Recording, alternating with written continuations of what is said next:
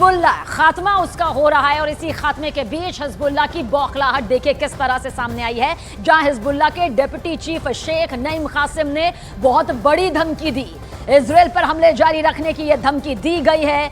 नईम कासिम ने कहा कि नसरुल्लाह के मकसद से नहीं भटकेंगे और गाजा के समर्थन में हमले यूं ही जारी रहेंगे। ये बहुत बड़ी धमकी है, हम इजराइल पर हमले करते रहेंगे, ये भी कहा गया है।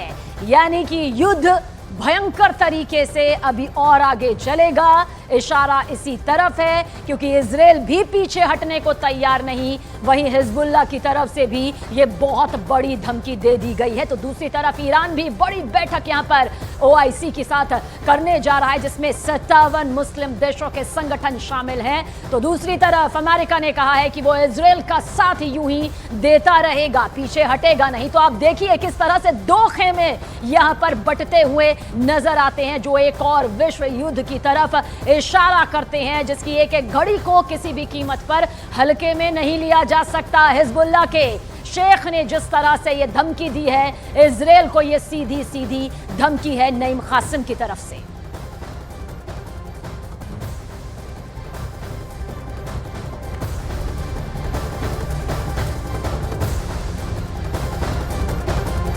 और जिस तरह का ये खतरनाक माहौल है, जिस तरह का ये खौफनाक माहौल तैयार हो रहा है, उससे आज का ये वक्त पूरे विश्व के लिए एक बेहद नाजुक मोड़ पर है, क्योंकि हिजबुल्लाह के सुप्रीम लीडर हसन नसरल्लाह के खात्मे के बाद अब उसके जो समर्थक देश हैं वो तिलमिलाए हुए हैं, बौखलाए हुए हैं। ईरान इजराइल को अंजाम भुगतने की धमकी दे रहा है, लेकिन इजराइल के हमले और ज्यादा तेज होते जा रहे हैं। खबर तो ये भी है कि अमेरिका ने साफ कर दिया है कि वो इजराइल की मदद के लिए कदम कदम पर उसका साथ देगा। यानी हसन नसरल्लाह की मौत दुनिया को अब दो भागों में, दो घड़ों में बांटती हुई नजर आती है, जिसका नतीजा बेहद भयानक हो सकता है।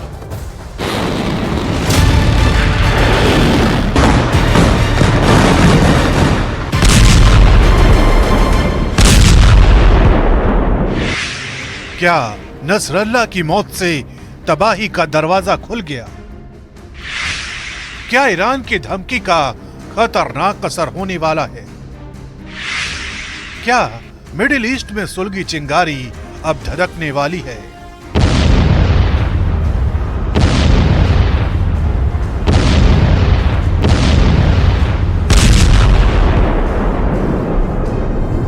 इस वक्त पूरी दुनिया की नजरें मिडिल ईस्ट से आ रही खबरों पर टिकी है, क्योंकि आशंका यही जताई जा रही है कि कहीं नसरल्लाह की मौत के बाद उठी आक्रोश की लहर कई देशों को अपनी चपेट में न ले ले। और ऐसा इसलिए है क्योंकि दुनिया के देशों की तरफ से जो रिएक्शन आ रहे हैं वो इसी तरफ इशारा कर रहे हैं कि किसी भी वक्त हालात भयानक हो सकते हैं।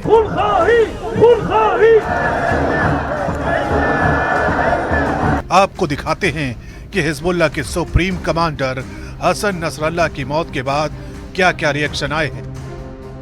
ईरान के राष्ट्रपति मसूद पेजेशकियान ने इजराइल को धमकी देते हुए कहा है, अंतर्राष्ट्रीय समुदाय ने अगर इजराइल को नहीं रोका तो अपने हिसाब से जवाब दिया जाएगा। उधर इस्लामिक रेवोल्यूशनरी कॉर्प्स के डिप्टी कमांडर अब्बास निलफोरोशान की भी मौत हो चुकी है, जिसके बाद ईरान के विदेश मंत्री का भी बयान आया है। उन्होंने कहा है, हमारे कमांडर का बलिदान बेकार नहीं जाएगा। ईरान के इस बयान पर पलटवार करते हुए इजराइल ने कहा है, धमकी देने वाले हर एक देश पर स्ट्राइक करेंगे। और इसी बीच अमेरिका ने जो कुछ कहा उसने ईरान की चिंताओं को और बढ़ा दिया है। अमेरिका ने कहा है, हर हाल में इजराइल का समर्थन करते रहेंगे और अगर ईरान हमला करता है तो इजराइल की हिफाजत करेंगे। खबर तो ये भी है कि इजराइल और हिजबुल्लाह के बीच छिड़ी इस जंग के बीच रूस के प्रधानमंत्री मिखाइल मिशुस्टिन ईरान पहुंचेंगे और राष्ट्रपति मसूद पेजेशकियान से मुलाकात करेंगे। यानी जंग के दोनों मोर्चों पर सहयोगी देश एक्टिव हो चुके हैं। इजराइल के साथ जहां America, France, Britain, Italy, Australia और जर्मनी जैसे देश हैं, तो वहीं ईरान के साथ रूस, चीन, लेबनान, फिलिस्तीन, सीरिया और यमन जैसे देश हैं। इसके अलावा ईरान सारे इस्लामिक देशों से भी आगे आने की अपील कर चुका है। यही वजह है कि आने वाले दिन न सिर्फ मिडिल ईस्ट के लिए बहुत बड़ा खतरा साबित हो सकते हैं, बल्कि दुनिया के कई देश इस आग की चपेट में आ सकते हैं।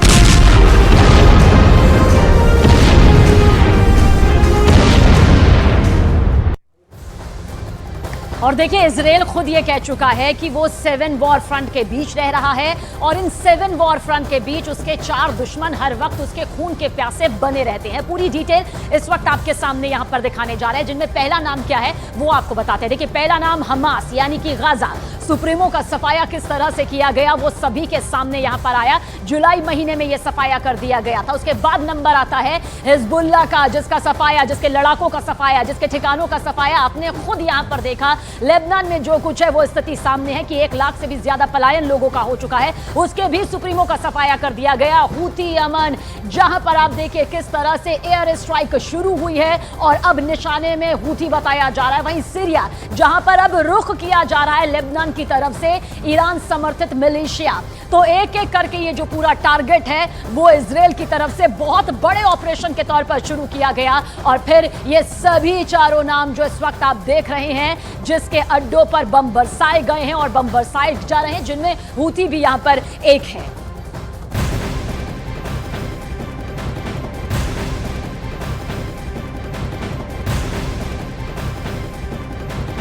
और देखिए, इजराइल के हमलों के बीच, खौफनाक हमलों के बीच 1 लाख लोग लेबनान छोड़कर सीरिया की तरफ रुख कर चुके हैं। ये हमारे नहीं बल्कि संयुक्त राष्ट्र ने अपने खुद के आंकड़े जारी किए हैं। संयुक्त राष्ट्र के शरणार्थी प्रमुख ने सोमवार को कहा कि करीब 1 लाख लोग लेबनान से सीरिया की तरफ जा चुके हैं, जिनमें खुद लेबनान के लोग भी शामिल हैं और सीरिया के भी वो लोग शामिल हैं जो लेबनान में रह रहे थे। दरअसल अब इनका ये साफ तौर पर मानना है कि उनकी जिंदगी, उनके अपनों की जिंदगी यहां पर सुरक्षित नहीं है।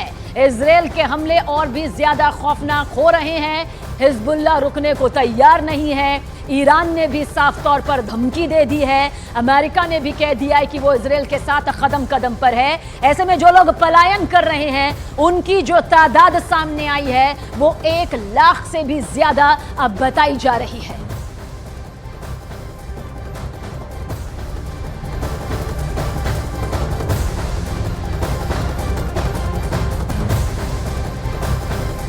युद्ध के इस बीच इजराइल ने दूसरे देशों पर भी एक्शन शुरू कर दिया है। हम यमन के हूथी का जिक्र कर रहे हैं, जिसके ठिकानों पर अब इजराइल ने बहुत बड़ा हमला किया है। ये बम वर्षा देखिए किस तरह से इजराइल के जरिए की गई है, क्योंकि उसके टारगेट पर अब हूथी के ठिकाने हैं। इजराइल के फाइटर जेट्स ने यमन में पावर प्लांट और बंदरगाह पर ये भयानक भीषण हमला किया।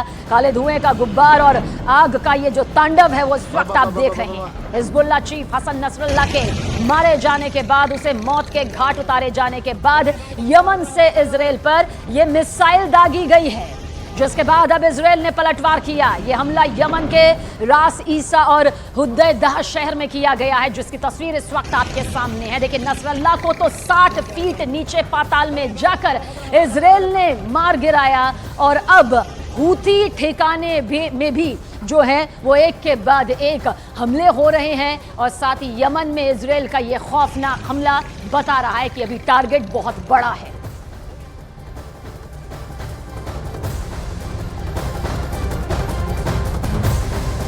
इजरायली सेना ने कई विमानों से यमन में हूती के ठिकानों पर खौफनाक हमले के वादे किए। सेना ने कहा कि उसने होदेदा शहर में बिजली प्लांट और समुद्री बंदरगाह को अपना निशाना बनाया। दरअसल हूथी ने शनिवार को इजराइल में बेन गुरियन हवाई अड्डे पर एक बैलिस्टिक मिसाइल से हमला कर दिया। ये 3 तस्वीरें इस वक्त आपके सामने, जब इजरायली प्रधानमंत्री बेन्यामिन नेतन्याहू आ रहे थे। इजराइल ने इसके लिए प्लान किया और अपनी टीम को ब्रीफ किया, बहुत डिटेल के साथ बताया।